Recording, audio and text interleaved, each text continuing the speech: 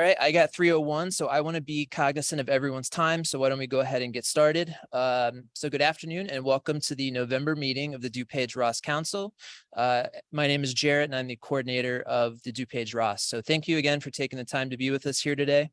A couple of reminders at the beginning. I'd just like to remind everybody to please keep their microphones muted unless you're speaking.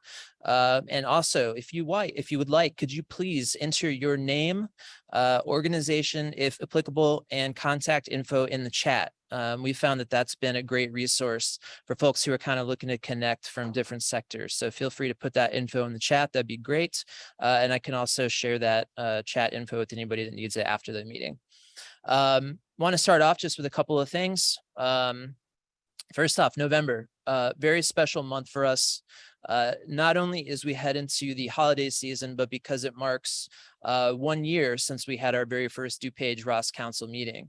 So this past week, I've kind of gone back and looked at some of the video we had and went over the meeting minutes. And thinking back on it, you know, I remembered how excited I was before it started, mostly nervous, but very excited. And I told myself, you know, that day I would have been happy if 25 people showed up. So you can imagine my shock that day when we had over 70 people log into our meeting.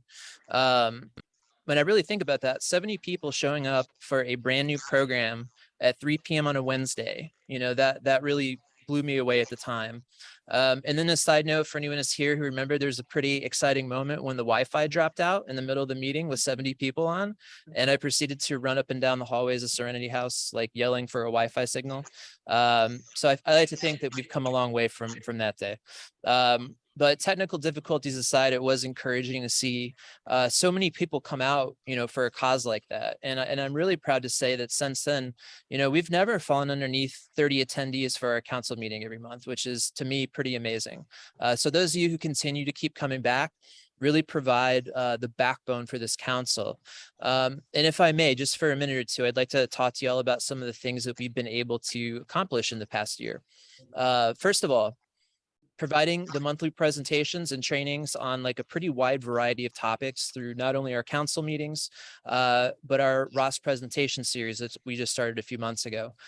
Just to name a few, right? In the past year, trauma-informed care, stigma reduction, the variety of recovery programs in DuPage County, sober living. We've also gotten views from first responders. We talked about leadership roles in the recovery community, specialized services for our LGBTQ+ folks, overdose awareness, and a lot more. Speaking of overdose awareness, we were able to put on 2 different overdose awareness events, both at our lead agency here at Serenity House, but also in partnership with the Glendale Heights Police Department. And all told, we were able to draw hundreds of people to come out and honor loved ones who were lost to overdose. Through partnerships with organizations like Hope for Healing and the DuPage Health Department Narcan program, we've been able to train hundreds of community members on how to use Narcan for overdoses, as well as providing DuPage residents with hundreds of doses of Narcan. Speaking of partnerships, we've also been able to connect and present for dozens of really amazing organizations in DuPage County, with the goal being de-siloing, right? It's kind of taking off our blinders and thinking that we're kind of working towards the same thing. So let's bridge those gaps that unfortunately some of our residents seem to fall through out here when trying to access services. Our CCAR Recovery Coach Academy has trained dozens of community members on a person-centered, multiple pathways approach to recovery. And many of them are continuing that track to become certified, so certified as recovery coaches. We created a subcommittee made up of some of our core council members who helped to plan events and really direct the focus of the ROSC. Proudly, one of my favorite things that we've done, we kind of created a response team, right? And so it's made up of persons with lived experience as well as professionals. And we communicate regularly for help with referrals and lowering barriers to access. So not a week goes by that we aren't working together to get someone into treatment or find some kind of specialized services for DuPage residents. We've had volunteers through the ROSC at the DuPage County jails working with the incarcerated on their recovery process, which to me is sometimes a forgotten piece of our population. And we've been able to branch out and form relationships with other area ROSC. So I mentioned this a couple months ago. But we were fortunate enough to be asked to mentor other ROSC in our region. And me and another member attended a downstate conference, which was involving every ROSC from across the state. And it was very inspiring to see what other groups were doing and what challenges they were facing in their geographic areas. So at the end of the day, the need for recovery does not begin and ends at county borders. So we need to continue to build those relationships with our neighbors all over the state of Illinois. Most importantly, though, we pretty effectively communicated to the community, both with words, but also actions, that DuPage ROSC is here and we're here to help. Folks know now that they can contact us for help with services or referrals, or that our group, which is, really made up of so many amazing people with lived experience, is trying to build, we're trying to build a culture of recovery in DuPage. All that said, none of that would have been possible without the involvement and engagement of our members. So for me, to everyone, I would like to thank you for a pretty amazing first year, and we're really excited about what we can accomplish in year 2. So that's enough self-congratulatory stuff. Let's get to the meat of things here. Let me share my screen so we can do a little bit of housekeeping here. All right, everybody see that? All right. So the agenda, after I kind of go over the next few meetings and things, we're going to do a quick subcommittee report. Then we got our presentation for the day, which is Justin Wolfe. He's the Director of Clinical Services at Footprints to Recovery, and he's going to be presenting to us on guilt and shame in the recovery process. We always like to leave room for organizational updates at the end. So if there's something you'd like to promote, a program or an event you have, save that towards the end and we'll get you on. And then we'll close with info about the next ROSC meeting. So I want to go over a few things that are coming up ROSC related. The very last ROSC subcommittee meeting of the year will be Wednesday, November 30th at 7 p.m. As always, these committee meetings are in person at Serenity House in Addison. This is really where we get to the meat of a lot of these things that we're working on. This is where I get direct feedback from a lot of you on, the direction that we can take in the coming years, and really what's important to members of the recovery community in DuPage County. So come out and see us. We have a pretty good established core group that's been coming out, but this is open to anybody. This is your program. This is not my program. So come out and see us on November 30th. We will not meet again for the committee until January. Some of you have been attending our ROSC presentation series, which has been amazing. Our last one, we had 20 some odd people show up, which is pretty amazing. The last one was on cannabis, and I had a great reaction, good feedback from everybody. November's meeting, November, we actually got ROSC and Serenity House newcomer Danny, who will be presenting on addiction, a family disease. So I think this is really pertinent as we kind of move into the holiday season. For anybody who is in recovery themselves, they know, the family can sometimes be our biggest supporters, and then sometimes they can be a trigger for what we're going through. And it also, we have to think about how we as people with substance use disorder are affecting our families. So these presentations are always on Zoom, so you can join us. I've been sending this out in the email communications. December, we are taking off that ROSC presentation because of the holidays, and I'm just going to give a quick preview of January. January 18th, 10 a.m. Zoe Hornstein, who works with us, will be doing one on domestic violence, right? So breaking the cycle. We'll be talking about forms of abuse, how to recognize signs, and how this sometimes, connects to substance use disorder. So I think this is such a wonderful topic that, I'll say it for me, sometimes is a blind spot. So I'm looking forward to what I can learn from that particular one.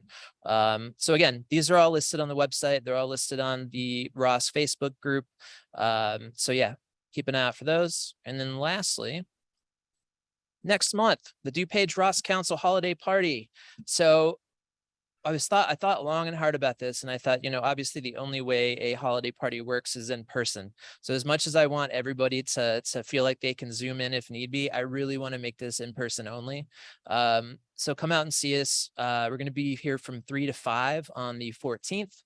We'll have refreshments. I'll probably say a few nice words, possibly have a speaker, but really just come out and get to know each other a little bit and get some face-to-face time. So that is the upcoming ROSC related stuff. Let me stop this share here for a minute. Next up, I would like, oh, let me say this first. About those presentations, we are always looking for new presenters. So if you have something that you're passionate about and you would like to present for us, not only at our ROSC Council meeting, but at one of those presentation series meetings, please reach out to me. This is a community program, right? So we want people from the recovery community to be able to come on and present things that they're passionate about. So please reach out to me if you'd like. We would love to have you at one of those. Before we get to our guest, I just want to report back real quickly on what was discussed at the last subcommittee meeting. So last month, we talked a lot about ideas for a stigma reduction campaign in the coming year. So we looked at some other campaigns to kind of get a baseline for what may or may not work in DuPage County. In addition, we continue to strategize ways to implement Narcan vending or takeaway boxes in the area. We've already done a little bit of some early outreach. So now we're really trying to focus our efforts on like specific places. So some of those places we've talked about, libraries, motels, vape shops, municipal buildings. These are all places that we think could function well having a Narcan or Narcan fentanyl strip takeaway box. So that's kind of what we covered. Reminder, again, these committee meetings are open to the public. We would love to see you at those meetings. We definitely need support at them. So yeah. So with the housekeeping out of the way, I feel like I've talked enough here for the first 12 minutes. It's time to turn it over to our presenter. Today, we're going to talk about something, a couple of really important topics in the recovery process, which are guilt and shame. So many of you do know I'm a person in long-term recovery, and really the kind of crushing weight of guilt and shame were some of the things keeping me from being able to recover for a number of years. Firstly, it created a stigma around my disease, and I felt ashamed to have it, which in turn kept me from feeling like I could ask for help. Secondly, because I did everything to not address the guilt and shame that I was dealing with, it would fester and it would later manifest in some pretty negative ways, including relapse. So it's something that challenges almost everyone living with substance use disorder. And I think it's a really pertinent topic for all of us who are trying to do our best to provide help for those that are suffering from it. So I'm happy to introduce our guest today, Justin Wolfe. As I said earlier, he's the Director of Clinical Services at Footprints to Recovery, and he's going to talk with us about that battle with guilt and shame in the recovery process. So Justin, I'm going to turn it over to you, sir. Right. Well, thanks, Jarrett, and thanks everybody for having me and allowing me to join you all today. So to kind of keep my own way of thinking, keeping that train on the tracks, I got a PowerPoint. So just give me a moment while I pull that up to kind of keep everything organized. So, where did it go? Oh, 1 second. It wants me to pull up the wrong PowerPoint. Of course. Yeah, machines. All right, so 1 second. Show all windows. Here we go. It's like, I swear I've done this before. This isn't my first time. All right. We got you. All right. There we go. All right. So like Jared was sharing, I'm the Director of Clinical Services at Footprints Recovery. And I think this topic, again, like Jared, I mean, thanks for your introduction, man, and kind of sharing what you shared. Because I think this is something that just comes up in almost every single conversation that I've had with clients throughout the years, as well as something that myself, I've also embodied and had my struggles with just kind of getting stuck in this spot where it's just there's something wrong about me. And I must have been born with the thing that other people, without the thing that other people got born with, that allowed them to kind of circumvent the world in different ways. So I want to be respectful of everybody's time. So we'll kind of get into this. And I think when we talk about guilt and shame, I mean, I think the real conversation starts with just the idea of who really strives for perfection, just overall on a daily basis, who tries to have absolutely no faults. I mean, if we were in a room, if we were all in person, like I know Jarrett, you were alluding to earlier, hands would shoot up, right? Because I think that's the part where we really try to make it appear on the outside that, hey, I got it all together. And internally, we all know that there is no such thing as perfection. And hence the old adage, right? Progress, not perfection. And when we fall short, because it's inevitable if our expectation is that we are to be flawless and these impeccable individuals that have no faults or defects of character, so that when we fall down, we fall into this box of shame. And here's another example about how I can't keep it together. Or here's another example about why I'm no good and there's something wrong with me and that I'm defective and that other people deserve recovery, but I don't deserve it because I'm just inherently bad. And when we talk about shame, it's one of those things that just comes up, if not on a daily basis, on a very consistent and regular appearance being made in just our interactions. Because who's ever said or done anything that you regretted and immediately felt bad afterwards for? Just like, oh, I just want to pull that back into my mouth. Right? I'll say one, like I was an avoider completely. That was my way of dealing with that stuff, just complete avoidance. Totally. No, and thanks for sharing, because I think that's a big part of what ends up happening. It's like, hey, I'm just going to go over here and hide in the corner, and we're just going to all magically pretend like that didn't happen. And I'm going to go to the other side. I'm just going to over apologize. I'm going to apologize consistently because I just need to make sure that everything's okay and that you can see, like, I'm actually really sorry about that. And then that eventually evolves into the idea of, I'm just apologizing for being me. And I'm apologizing for breathing and being present. Or we just want to overcompensate, where it's like, hey, that was so bad. I made such a jag of myself. I can't do that. I just need to become a doormat for everybody now. Let them walk all over me and get their needs met because that one moment I was so inherently bad. And there's a bunch of other different ways that we try to overcompensate for this when we do or say or act in ways that are not consistent with the idea of who we want to be. And so this is one of those things that, I mean, when I was putting this presentation together and kind of going through it, I mean, shame is just one of those topics that's always been there. And I've loved kind of diving into, because when you're looking at it, you're looking at like really like the core there of what people are really embattled with. And there really aren't too many trainings and or books or research material around it. And I'm like, why aren't we talking about this? Because when you look at shame, it's always there. It's like there's parts of ourselves that we make sure don't show up in our interactions with other people. Hence the idea of like, hey, be on your best behavior.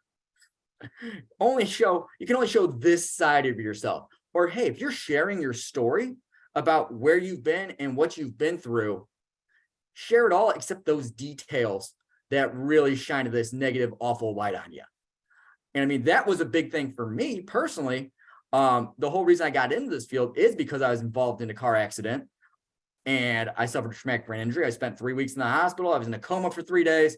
See, I almost kind of go on autopilot when I'm reciting this, because that's part of the story that I always share. However, there's a part of that story that I don't share with people for years, and I would just kind of keep it to myself because it would kind of give a different image. And it's like, well, I was also intoxicated, had numerous substances in my system, and it was 3 a.m. in the morning. And at 3 a.m. in the morning, cars just don't drive themselves into poles.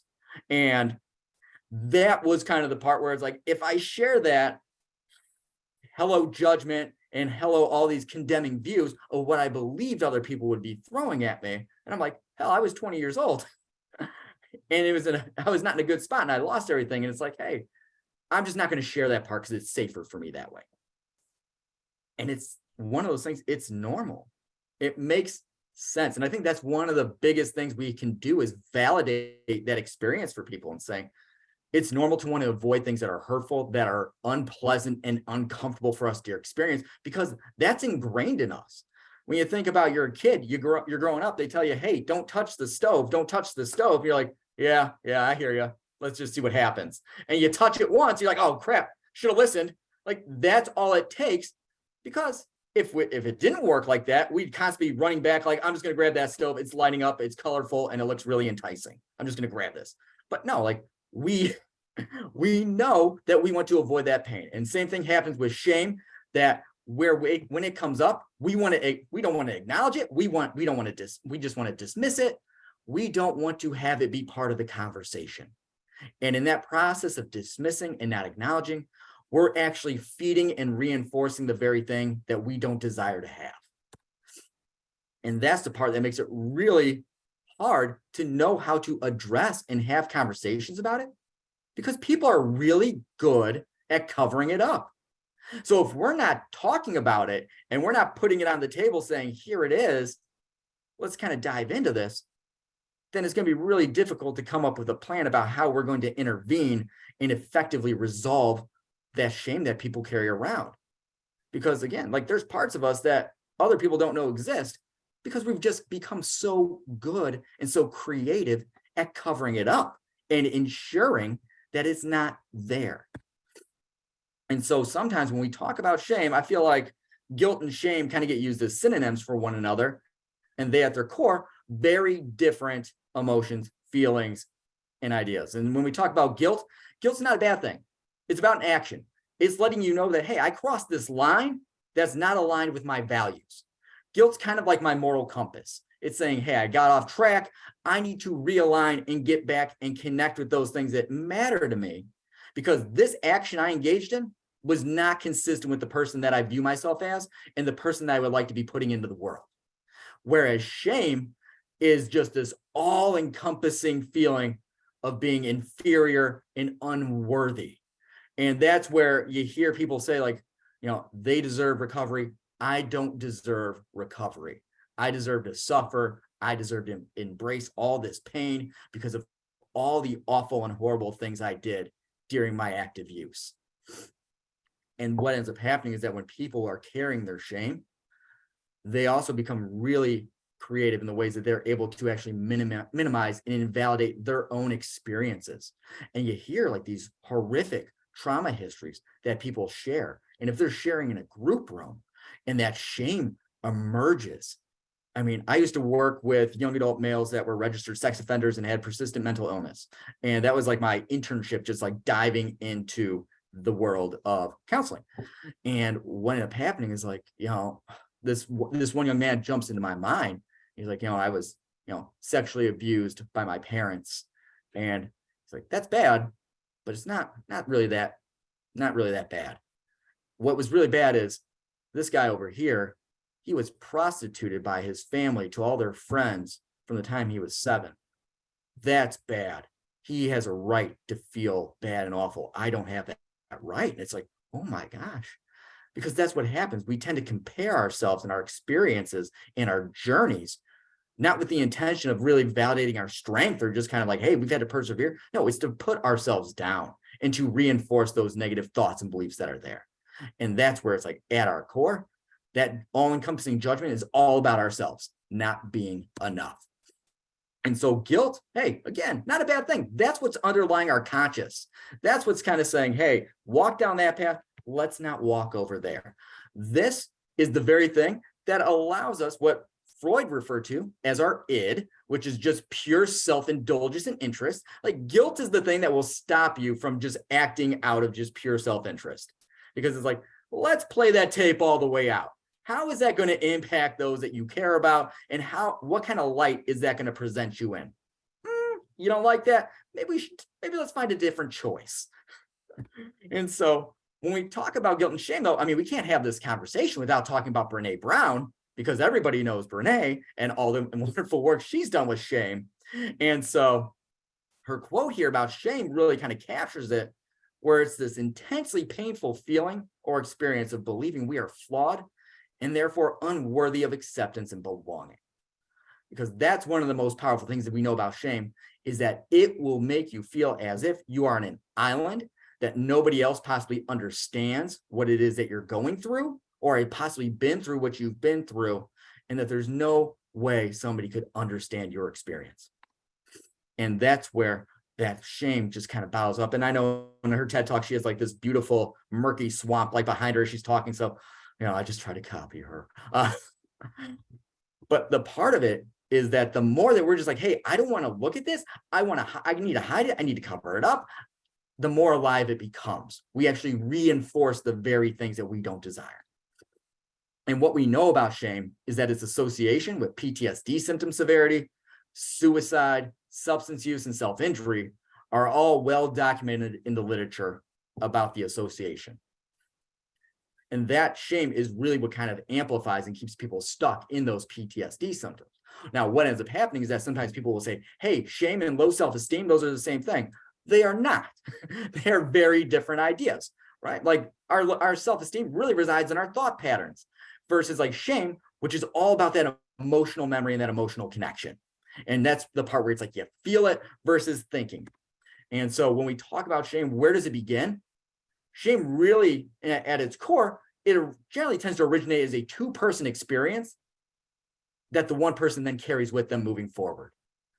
And you might hear that sometimes it gets rooted in childhood because some of these messages that parents communicate to their children in times of stress, and I understand it's very stressful raising children. I have two, 7 and 6. So I understand how they like to test limits and can push you to the brink and then kind of pull you off the ledge. It's wild. But in those moments of stress, because we know not everybody is well equipped or prepared or desires to be a parent or even be in a relationship because of their own history, like, hey, I can't let you get close. But now that we've gotten close or that you're in my life, I'm going to tell you, you've been the worst mistake of my life. That communicates very clearly and very loudly a message. Or we have covert shame, racial ideology, parental attitudes. One of the biggest things that I've seen come up in family systems is parent and sibling success, where my sibling was valedictorian. They were this scholar athlete that got a scout, like, they were recruited and everybody was talking to them. They were the really popular kid in school. Where do I fit in? Where's my place? And one of the ways that this is showing up that really actually surprised me was my work with a young man whose family was very well-to-do, and he struggled with depression and cannabis use. And he felt like he wasn't showing up in the world the way he needed to show up. And so his parents, being the good people they are, they love him, they care about him, they want to support him, go, hey, would it help if we got you a new car? Would that make you feel better? And so they went out and bought like this $60,000 car for this young man who's like 19 years old. So you would think like, oh my God, this kid's like, I made it. I got it. This is fantastic. It's amazing. No, this reinforced all the terrible things he would say to himself about, I don't deserve any of this. I don't deserve this family. What am I doing? Why am I even here? I can't even hold up my end of the street here. And so he didn't feel like he was worthy of the love, the gifts, and the attention he was receiving from his family, which led to him isolating further. And sometimes, again, when we talk about like those parental messages and those messages that get communicated growing up, like this is what happens in times of stress, right? Like whether it's coming from the family, parents, or it's coming from other kids, when we talk about the power of bullying, where it's like, hey, you'll never amount to anything. Why can't you be more like, insert brother, sister, best friend? You need to respect me, even though parents might not be doing anything that's worthy of respect. They still demand it. And you're like, oh, I have to respect and love this individual who doesn't show up to take care of me and abuses me and treats me poorly. And yet I still need to love them and care for them and show them something I'm not receiving. How does that make sense? As well as the good old adage, like these are just some of those greatest hits that come up, like when you're a child growing up. It's like, stop crying or I'll give you something to cry about. You're so selfish. Or the all-time classic of, you ruined my life. I wish I never had you. So those are power, and those resonate, because what's the key message behind it all is you're not good enough. And those emotions that it triggers, those are powerful. Those are strong. Those are all encompassing. And so what gets learned early is, hey, emotions are bad, but that's not the only thing that's bad. I'm also bad. And so I need to learn to turn away from myself.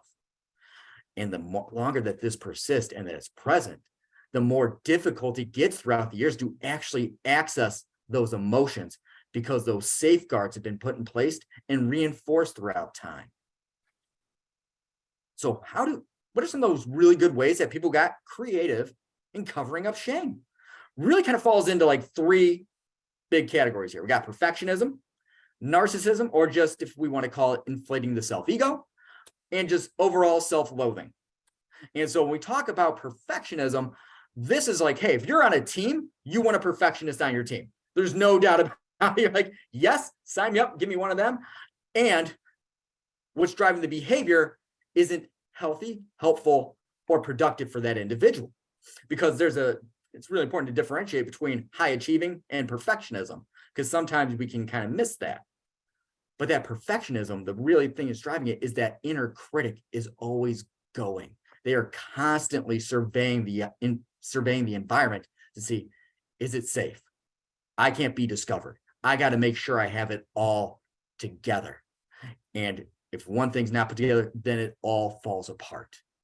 And what makes it really hard is that when perfectionism and showing up without any defects of character are present, then it's really hard to have self-compassion for ourselves or show up and take care of ourselves and support ourselves in really difficult times, because the only idea that's really present is I'm not enough or I'm not good enough, because that's what all that behavior is driven at compensating for. And what ends up happening is sometimes that we have family members who are involved in treatment, because we all know, addiction is a family disease. And it just kind of leads into like the November one you got coming up, is because sometimes when people go into treatment or they enter a program or they, make a commitment verbally, like, hey, I'm going to be sober. I'm going to stop. I'm going to change this. Well, then that family member actually ends up communicating, well, now I expect you to be perfect. And I expect us to never have these issues or these problems again. And what that leads to on the other side is the individual hears that, it's like, oh my God, you expect me to be perfect. Well, what I just heard is like, well, now I can't be honest with you, because if I tell you I'm having a bad day, or I have a thought, or I have an urge, I know exactly where you're going to jump to. And that's not going to be an emotionally safe place for me. So I need to make sure we don't go there. So you ask me how I'm doing, I'll tell you, everything's fine. Thank you. So what happens though when we can't repair this self-image due to the behaviors, due to what shame is telling and communicating to us? It's like, oh, hello, obsessive rumination about our characteristics and our flaws, about the things of us that we want to just, pick and choose and get rid of.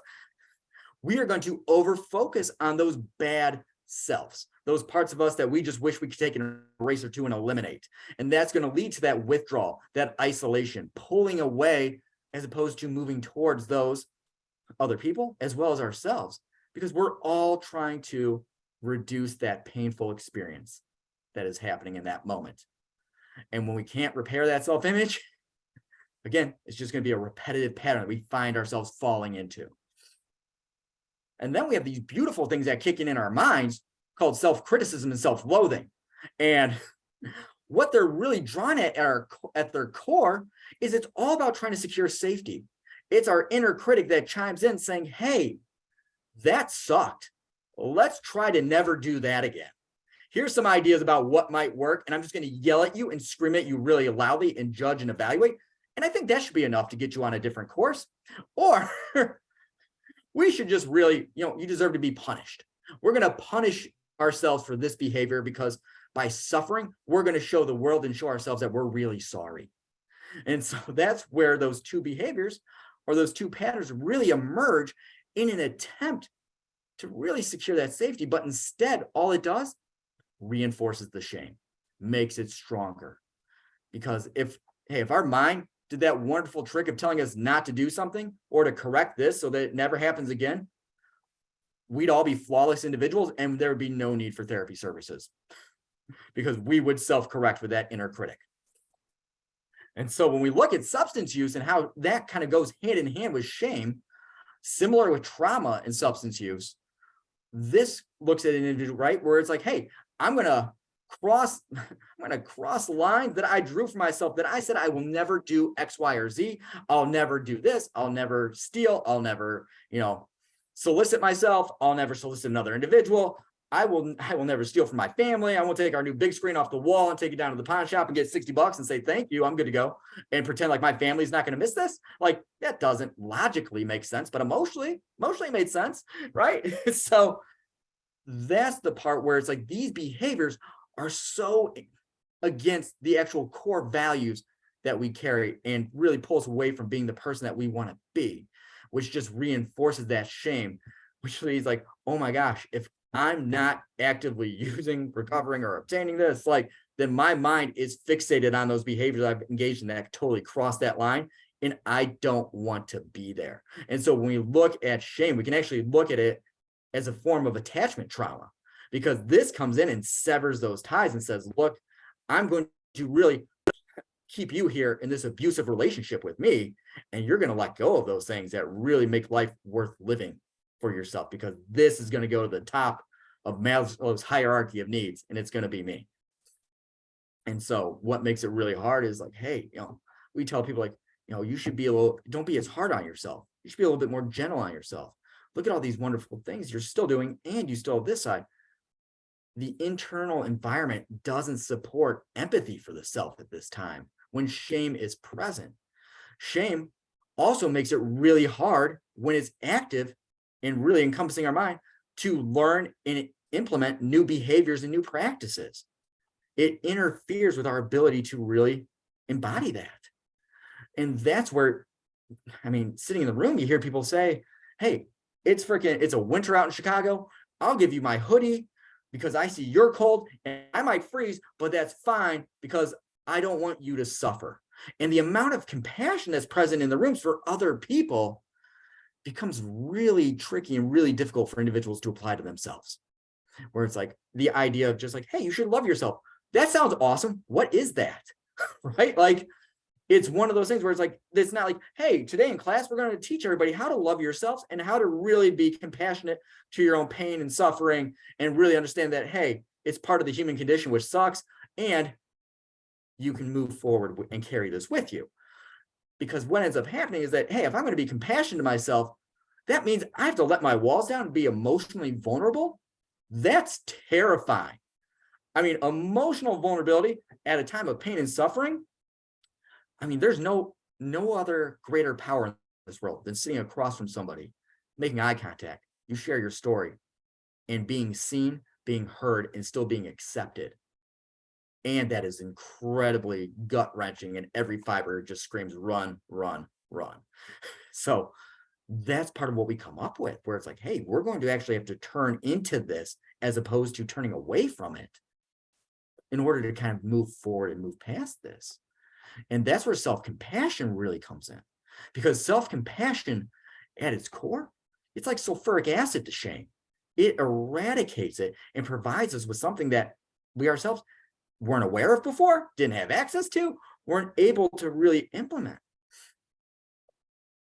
And that's where, because sometimes people feel like, oh, I'm going to let myself off the hook, or I'm being easy on myself, or I need to really hold myself accountable.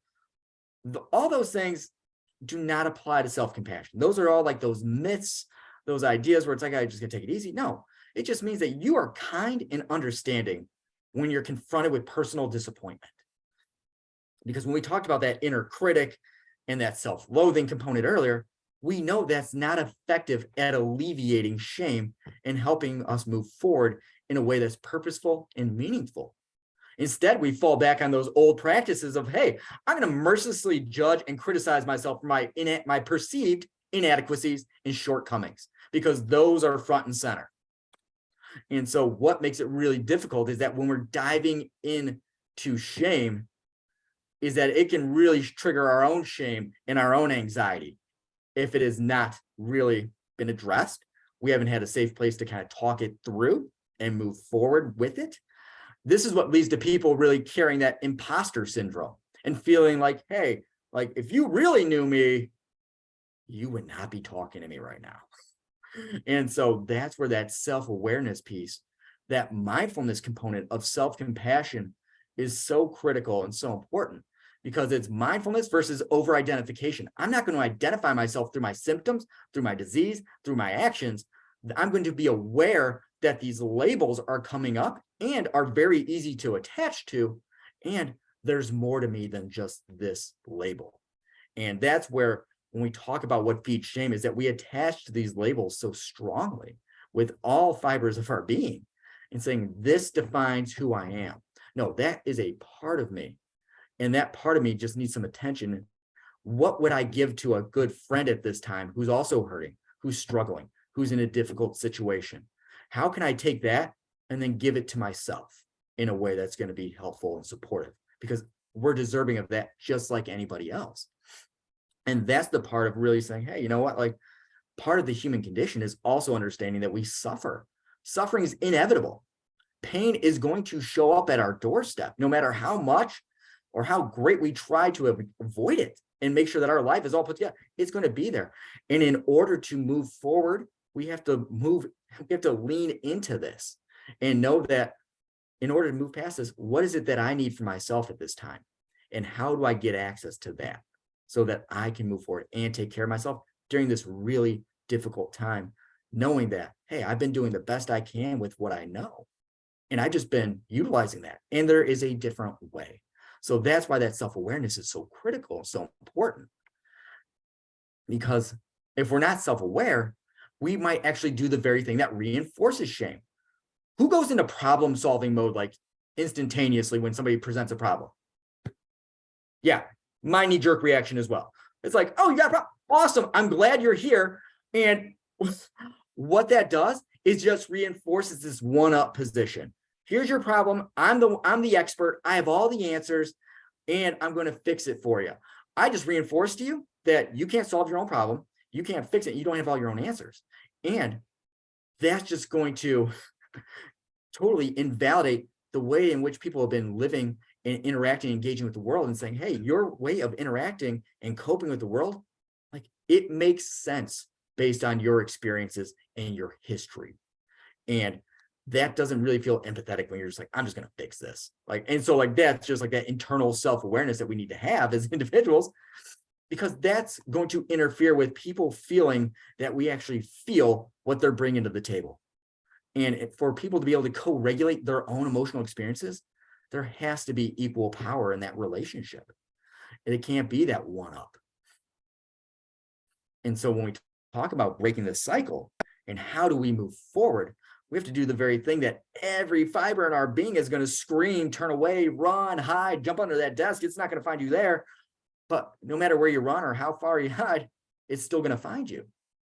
And we have to face it. And we have to look at it. And we have to acknowledge those feelings and those emotions associated with it.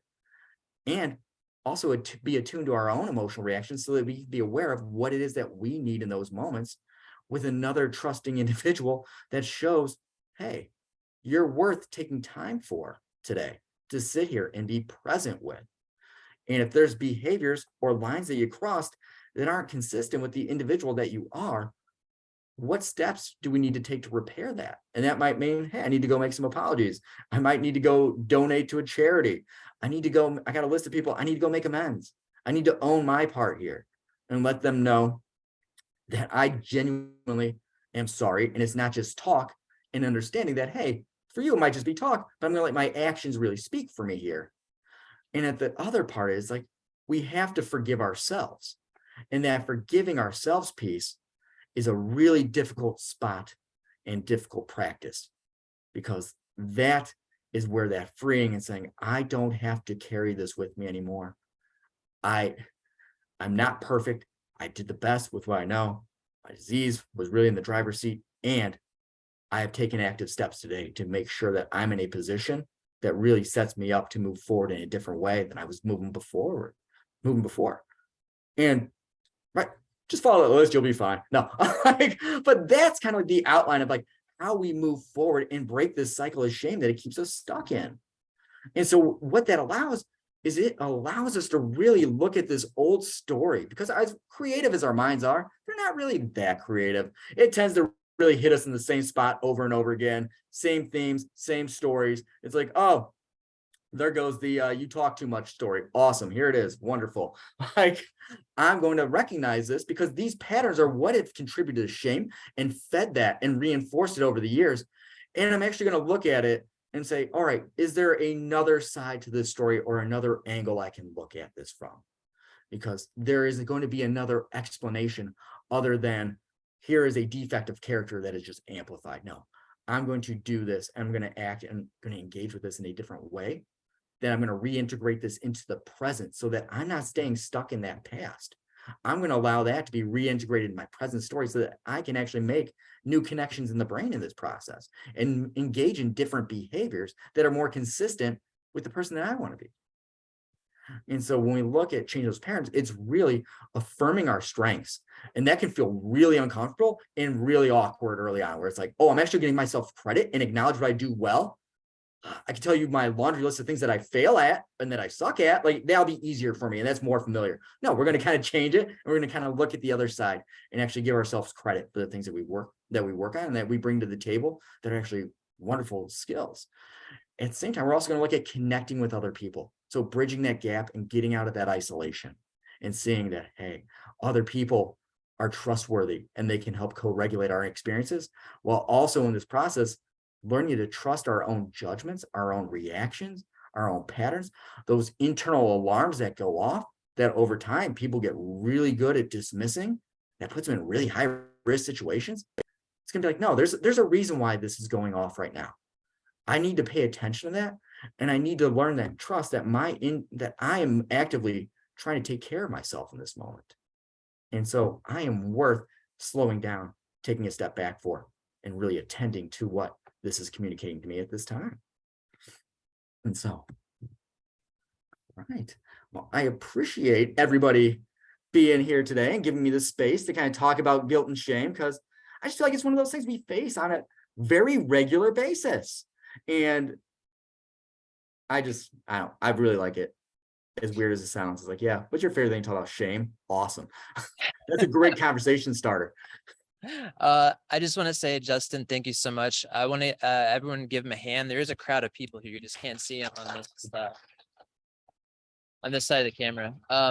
I'm going to open it up to the floor for a few minutes here just to give feedback or questions or anything. And then, Justin, I do want to touch on some of your services at the end, so if anyone is unfamiliar with Footprints. But I want to give a real quick example of something that you really made me think about during that presentation, which is so part of my story, right? Not just recovery, but just this, like my life, is that I have dealt with some pretty serious illness. So I've dealt with cancer a couple times, pretty advanced stage 3 cancer. And so when I tell people that, they, kind of give me like, oh my God, it's a miracle. Like you should be you're so strong to make it through that. Now, however, at the same time I was going through that, I was also using heavily. So the two things were very connected to me, and so I don't think I was ever able to give myself any sort of credit for making it through a really serious illness, because I thought, well, you're still using during that, like you don't deserve to have been strong during that, you know what I mean? And so that was really something that actually kept me from talking about it, for a really long time. And once I was able to kind of untangle the two a little bit, and forgive myself for that time in my life, that I was able to really talk about it and kind of feel, like I was a strong person. So yeah, thank you. That really made me think of that time when I was working through a lot of that guilt and shame. But I want to open it up to anybody else. I also have a room full of people. If anybody wants to say anything, I got a microphone up here. So if anybody wants to jump, you just go ahead and unmute and jump in.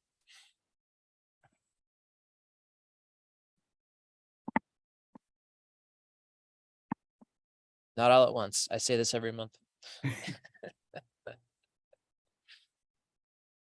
just glad people's eyes are still open. Astrid. Oh, go ahead. I was just saying, I'm glad people's eyes are still open, put everybody to sleep. So, hi, you know what? I'll jump in. Justin, this was wonderful. I'm Lisa. I met you, Justin, virtually. Shame is one of my favorite, or maybe my very most favorite topic. I think it's so overlooked and missed as really foundational and a relapse trigger, really, when it's unrecognized. And I love that what you said about it being relational. I think that's another. It ultimately gets to be a very self-conscious emotion, but the way its origins is really in a relational attachment trauma oftentimes. And I think we can't really emphasize that enough. That's really and therefore it takes relationships of safety to really heal it. So thank you so much for bringing attention.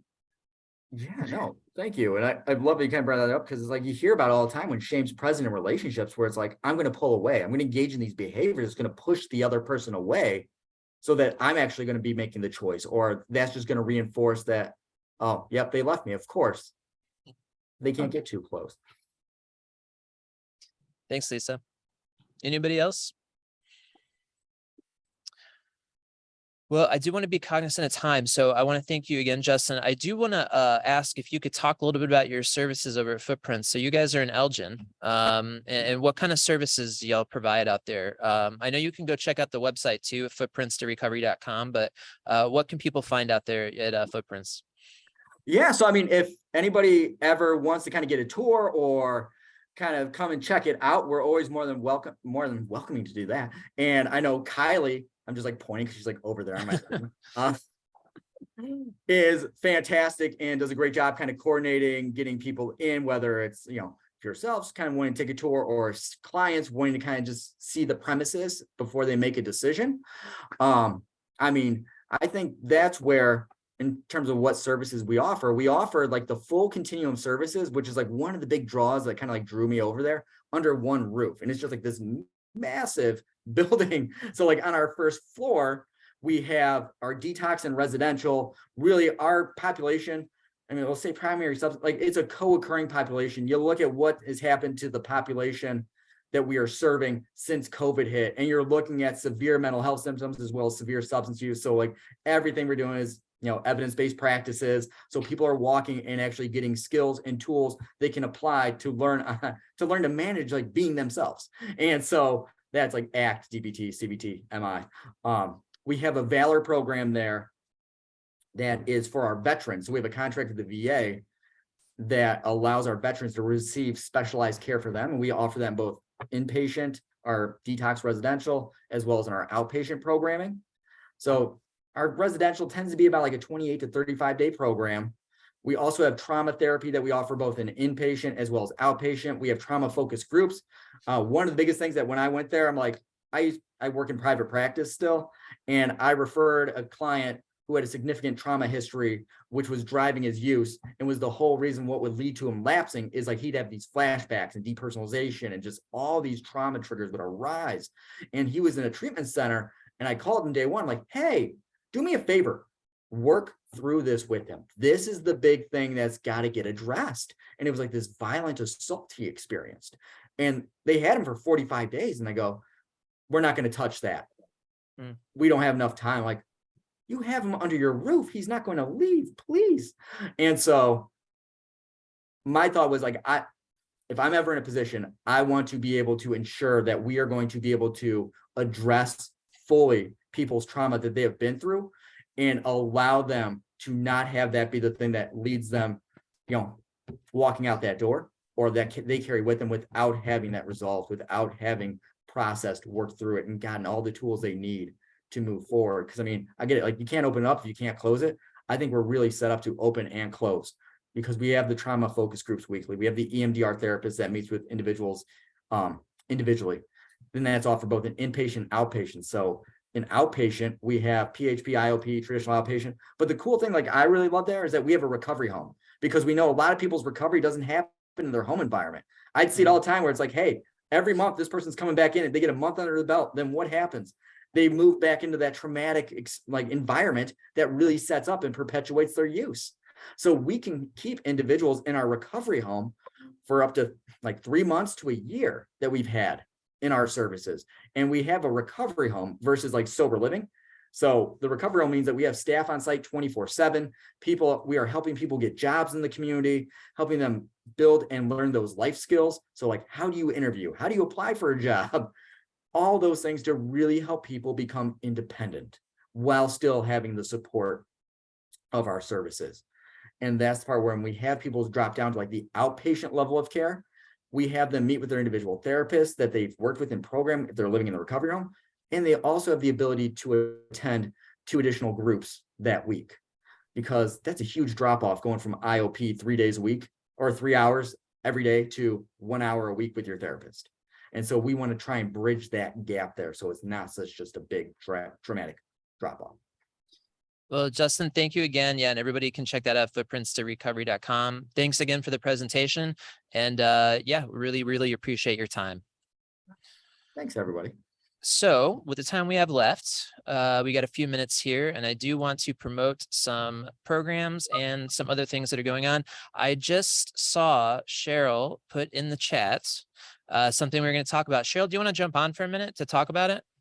Sure, no problem. Thanks. Oh, So- yeah, that's funny.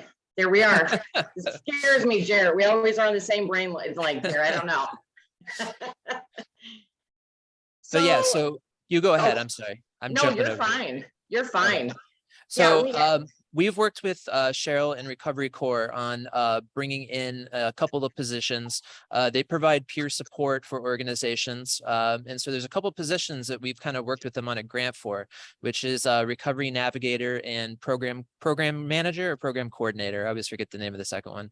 Recovery Navigator. Yeah. Okay, so Cheryl is and group is still looking for some more applicants for this. So you gonna kind of give a little overview, Cheryl? Sure. Actually, we are doing phone screens and interviewing now for the January 16th start date. So we actually partner with 21 sites across Illinois now. Last year we were at 12. So we've really increased, which is amazing. So I put the link in the chat. So for Recovery Navigator, we ask that they have at least 1 year of uninterrupted time in recovery. And then for project coordinators, they actually can have, experience in building projects, doing marketing. They can have the experience and educational piece components together to apply. But we've had quite a few people that we've actually brought on board that just really have that experience piece in their jobs. So just send them our way. We've, like I said, we've got the link, but if you guys have any questions, don't hesitate to reach out and ask me, for clarifying things that you might be thinking about, because I know it can be a little confusing. It's pretty, and actually I will say for the recovery navigators, we pay for them to go through the training, the hours that they need actually through Heartland Community College as well.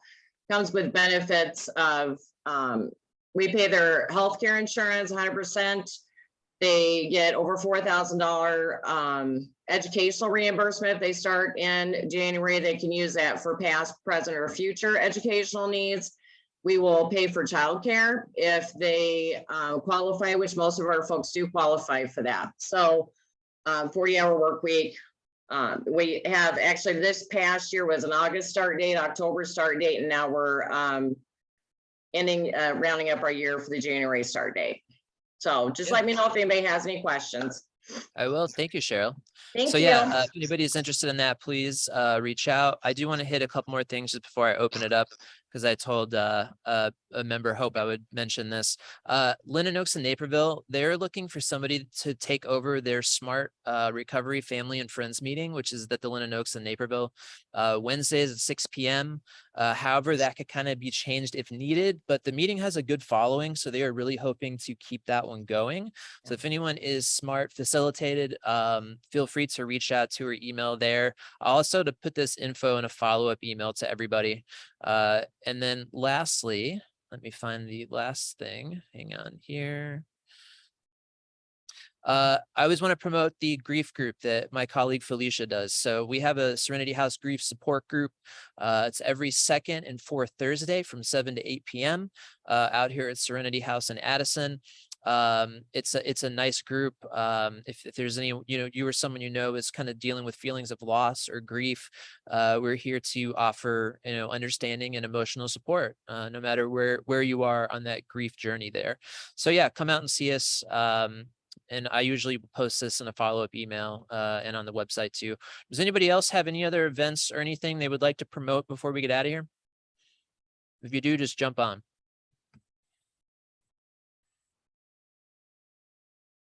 All right. Going once, going twice.